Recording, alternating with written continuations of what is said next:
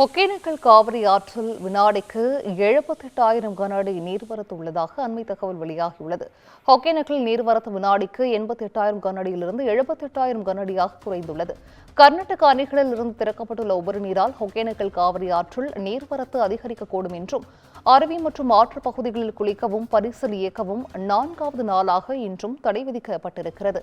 கூடுதல் விவரங்களை செய்தியாளர் கிருஷ்ணன் வழங்கிட கேட்கலாம். கிருஷ்ணன், வணக்கம். இது குறித்தான முழு விவரங்கள். வணக்கம். ஒகேனக்கல் காவிரி ஆற்றில் நீர்வரத்து வினாடிக்கு 88,000 கன அடியாக இருந்த நீர்வரத்து தற்சமயம் 78,000 கன அடியாக குறைந்துள்ளது. காவிரி ஆற்றில் குளிக்கவும் பரிசல் இயக்கவும் 4வது நாள் தடை நீடிக்கிறது.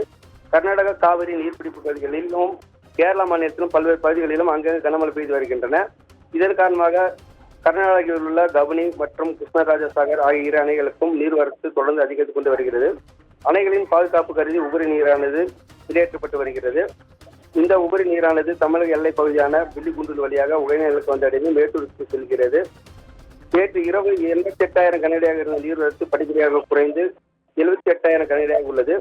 மேலும் கர்நாடக அணைகளில் இருந்து வெளியேற்றப்பட்டுள்ள உபரி நீரால் ஒகேனக்கல் காவிரி ஆற்றில் நீர்வரத்து அதிகரிக்கப்படும். இதனால் சுற்றுலா பயணி நலன் கருதி தொடர்ந்து மாவட்ட நிர்வாகமானது அருவி மற்றும் ஆற்றுப் பகுதிகளில் குளிப்பதற்கும் பரிசல் பயணம் மேற்கொள்வதற்கும் 4வது நாள் தடை விதிக்கப்பட்டுள்ளது.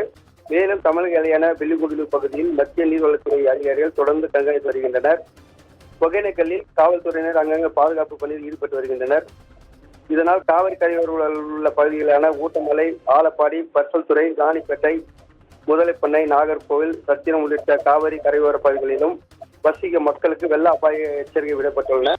இந்த நிலையில் முன்னெச்சரிக்கை நடவடிக்கையாக 2 தனியார் மண்டபங்களில் முகாம்கள் அமைக்கப்பட்டு அங்கு தங்கும் நபர்களுக்கு தேவையான அடிப்படை வசதிகளை மாவட்ட நிர்வாகம் சார்பில் தயார் நிலையில் வைக்கப்பட்டுள்ளன.